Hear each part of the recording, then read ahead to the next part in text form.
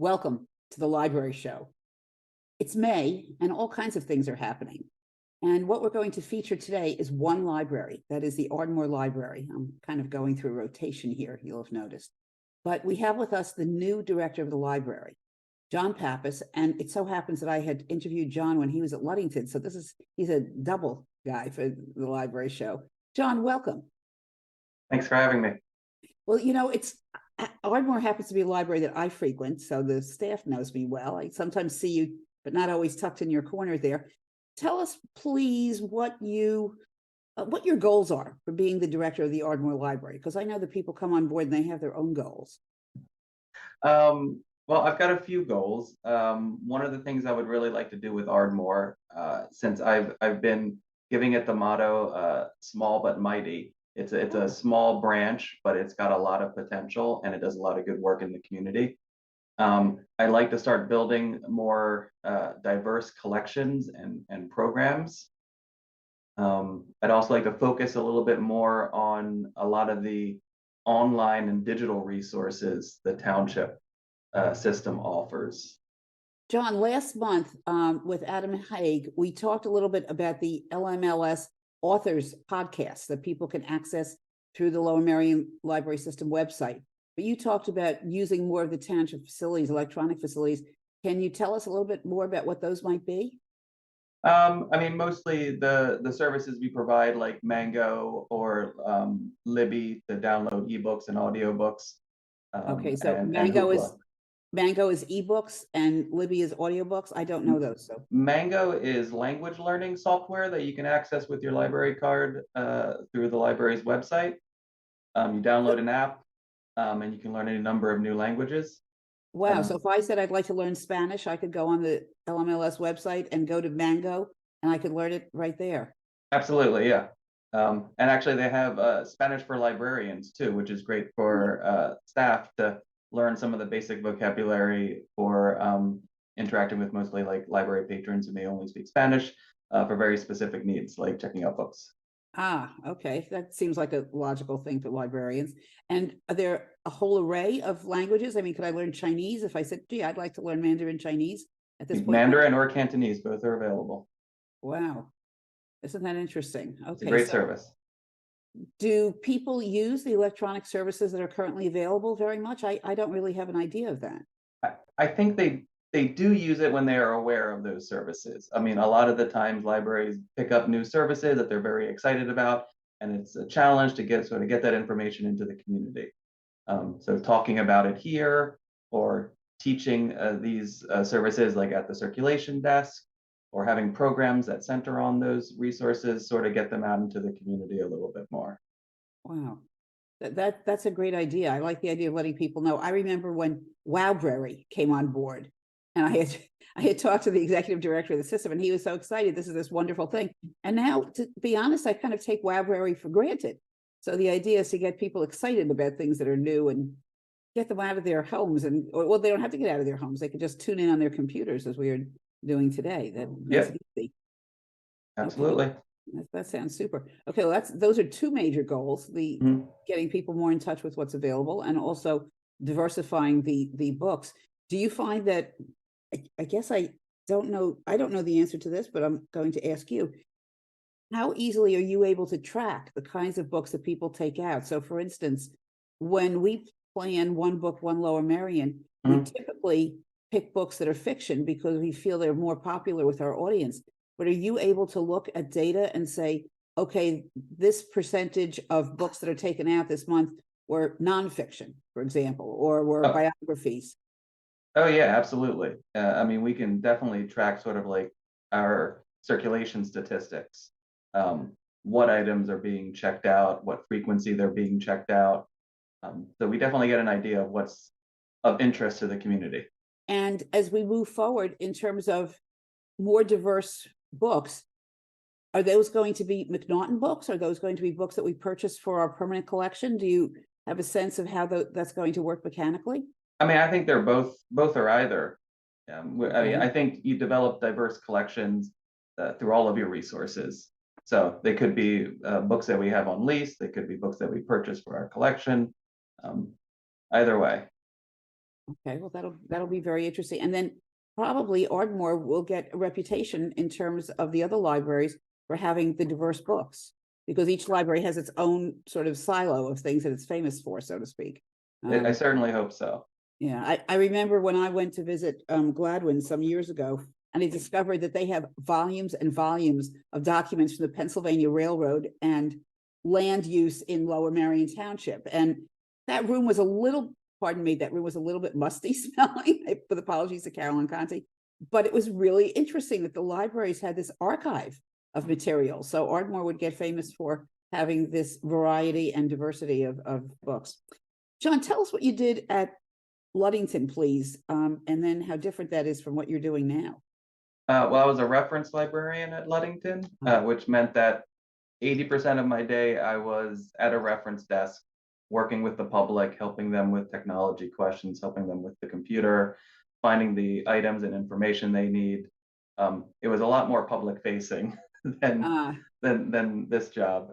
This one, a little bit more time in the office, sort of doing stuff behind the scenes.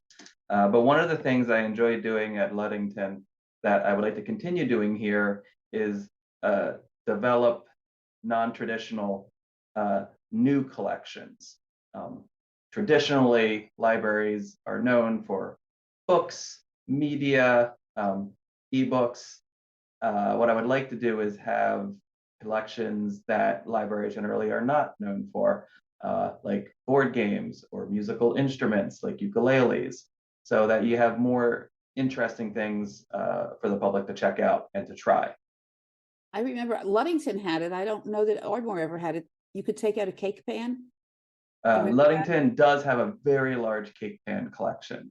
Yeah, I thought that was a brilliant idea in Yes. terms of getting people in. Oh, I want to make a school bus cake for my kid's birthday. And here it is. I don't have to buy one. It doesn't have to take up space in my kitchen, but I just go to the library and borrow it for the time it takes to bake it. I thought that was a very neat and original idea. So that's a Ludington thing, and other libraries could have other things. The idea is to get the bodies back in the libraries, I'm assuming. I mean, I think the idea is to get people into the library, but also to get the library into the community more. One of the things I'm working on, but I do not have it finished just yet, is I would like to start doing in the spring walking horticultural tours of Ardmore. Oh, my. Which will be a program that is a library program, and it may start at the library, but it's going to move throughout the community. So it's, you know, it's programming that's not necessarily centered in the building, but it's us out there providing services and giving engaging programming. Oh, that sounds terrific. When Ardmore had done the kitchen tours some years back, people would go to people's kitchens. And of course, what we had to do is make sure there was a point of easy ingress and egress. And people often left the home through their gardens. And a lot of people gave us feedback. They loved seeing the gardens. And I thought, well, the Shipley School does a garden tour every year. That's one of their big fundraisers. But we didn't really get on that. But I think that's a great idea. And I like the idea of walking from one to the other, because Ardmore, with its sidewalks, if I may say so, sort of lends itself to walking tours. That would be great, as long as you don't have a rainy day. Yeah, I mean, the kitchen tours were a wonderful event that the community enjoyed. I think in a post-COVID world, it's a little bit more difficult to get into houses the way we used to. So hopefully the outdoor programming is just as engaging. Well, I think the outdoor programming has the advantage of not being a problem in the COVID world. So that's a brilliant idea. Do you, just let me ask, do you have any, a couple of gardens already lined up, perhaps? I have a couple of horticulturalists already lined up. So I'm gonna leave it to their expertise as to where we're walking and where we're learning. Oh, that sounds serious. So they're going to be the tour guides, I gather. Correct. Yes. Oh, what a super idea. I love that one. And is there anything else that's going on for adults in the library? I mean, at Ludington, I had a board game night for adults. We'll have the same thing at Ardmore. It's the 2nd and 4th Tuesdays of the month. Okay. Is that going to be available only in the library or also via Zoom?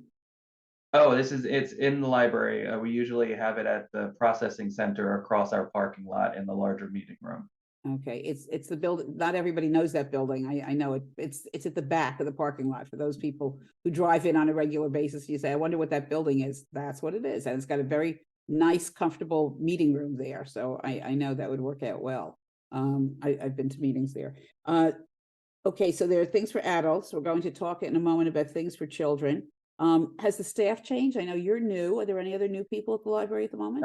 We're in the middle of a little bit of a staffing, switch around. But yes, there will be new faces at the library.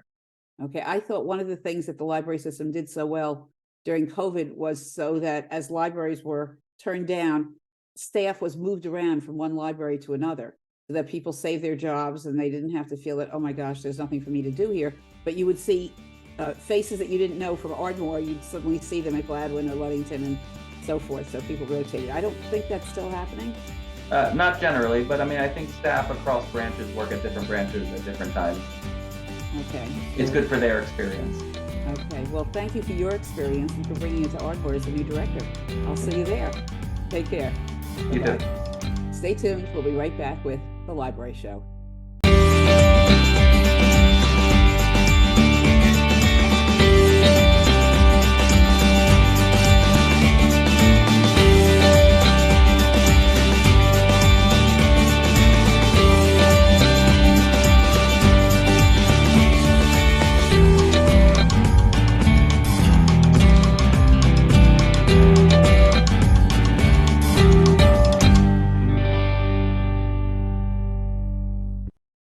Welcome back to The Library Show. We talked about programs for adults through the Ardmore Library, in and out of the Ardmore Library, but there are also some wonderful programs for children there. I have to say that those people who have ventured into the children's book area have had some terrific experiences, and they've also had great experiences. I have done this myself on the front lawn when Dawnita Brown conducts Story Hour for toddlers on the front lawn. And these are great fun. You bring a blanket, you bring your child, there's drinks, there's cookies, there's books. It's fun, but that's not the end of what's going on for children at the Ardmore Library. Dawnita, welcome today. Welcome, or thank you. Well, I heard about this sleepover that you're doing at the library, and I think it's a great idea. Why don't you tell our audience about that, please? Well, last year, Penguin Library had a teddy bear sleepover. They called it a stuffy sleepover. It doesn't have to be just teddy bears, like my teddy bear back here. But Okay. the children can bring their teddy bears at the end of the month on the 29th of May. They bring their teddy bears to the library anytime on Friday before 4:45. And then they leave their teddy bears overnight. And the next morning, they at 10 o'clock, anytime Saturday, they can come and pick them up. And they can check on Facebook, our Ardmore Facebook page, and see the things the teddy bears did overnight. And I think some of them will be listening to stories.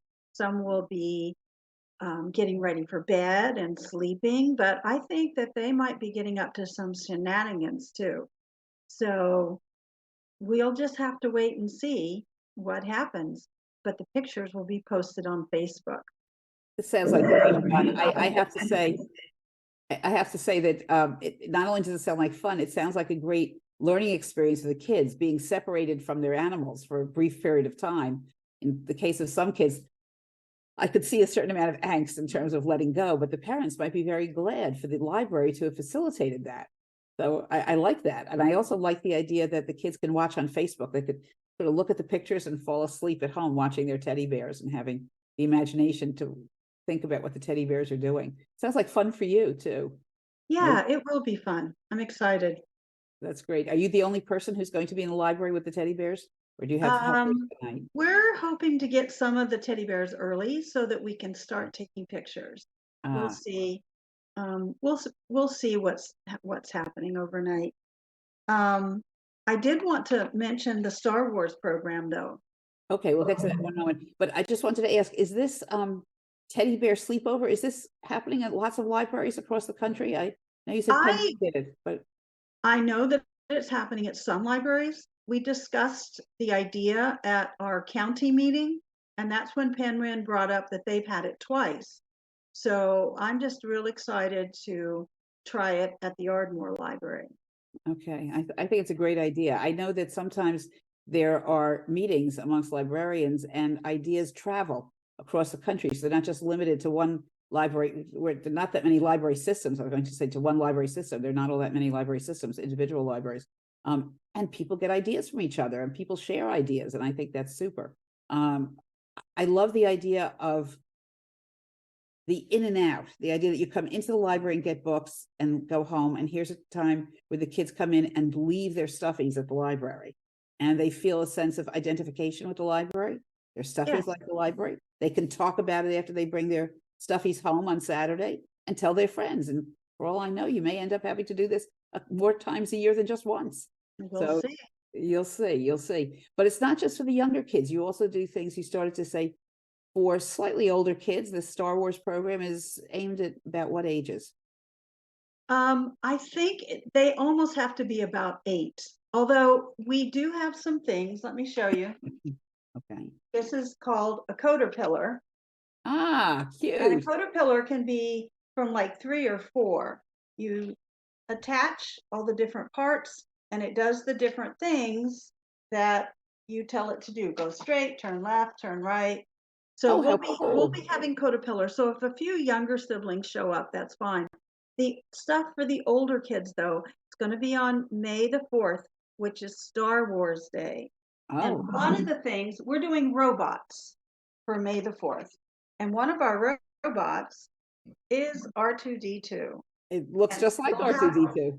We have a couple of R2-D2s. One we borrowed from Gladwin and one we have that the kids can drive around and do fun things with them. We also have the Spark ball, which you can program to run around and do really fun stuff. Excuse me, for somebody who doesn't know this, how do you program a ball to run around? You have to have an app. So anyone that signs up for the program, we're going to send a list of the apps they need. Put an app on my cell phone and I can manage it from my cell phone. Okay. They have to come with the app already on their cell phone or their tablet or their device, and then they can drive the robots. One of them is a Kamigami robot. Okay. These are bugs. This one is the ladybug, but Looks we like have a ladybug. Yeah. different kinds of, we have a praying mantis, we have all different kinds of bugs that they can drive. And that, I think, is the main ones I have at home. I do have a few more at the library. So kids that have signed up, there's not a lot of spaces because we're going to have these bugs running all over, and R2-D2 and the Spark and the caterpillar, they're going to be running all over in the basement. So only a certain number of kids can sign up to come to that. And if they sign up, they have to come with the apps on their device so that they can, from the minute we explain how to do it, they can start driving the different robots. Okay, so the next question is how and where do people sign up? They have to go online. I believe I have a 3-week ahead time frame before May the 4th, and they have to register on LibCal. On Libby. They go onto the lmls.org website, and then the little tabs across the top, they would look for the one that says events, and then click on it and go to May the 4th, and then they can click on signing up. Is there any cost involved in this program? None. Absolutely none. Okay, I always like to ask that. I know library programs generally are free, but just in case, it's good to check. And the other thing is there some minimum lower age that kids have to be? You said 8, but would you accept a few 6-year-olds or 4-year-olds, or is that really? It depends on the child, and it depends on if the parent can stay with them. We've had these robot programs before and have had younger siblings come, and they just can't manage it. They just don't understand, but sometimes they do well. It just depends on the child and how much support they have from the parent. Sounds like leave your younger sibling at home is a good motto for this. If they bring a younger sibling, we'll let them play with the caterpillars in the other room.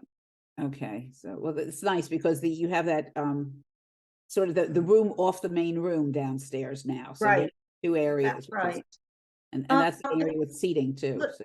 Lenore, can I also mention, I do programs, but we also have Hillary Jones, who's a library assistant, who does programs, and she does a sensory program once a month that is phenomenal. That's just phenomenal. And in May, we're doing it on May the 12th. She's doing something with parfaits, and that one has to be registered for as well. Is there a limited number of people who can be in it? Yes, yes. She always prepares elaborate programs, and there's only so many materials. Plus, we have story times and music play groups, and all of those you have to register for as well.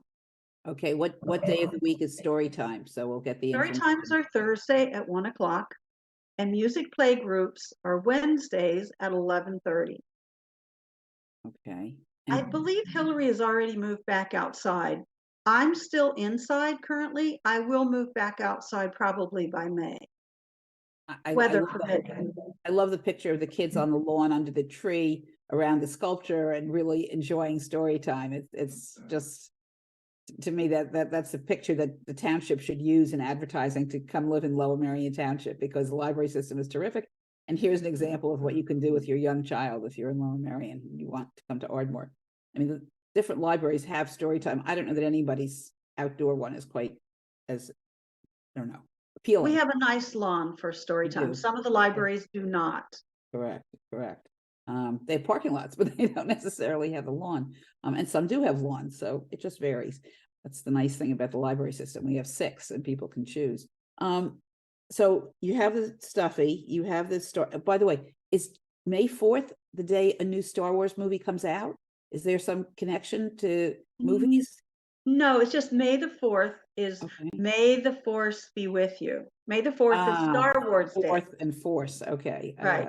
May the 4th is Star Wars Day. Has that been Star Wars Day in the past? Is that a? Yes, for several years. Okay. We've had Star Wars programs before, but this year we're just focusing on robots.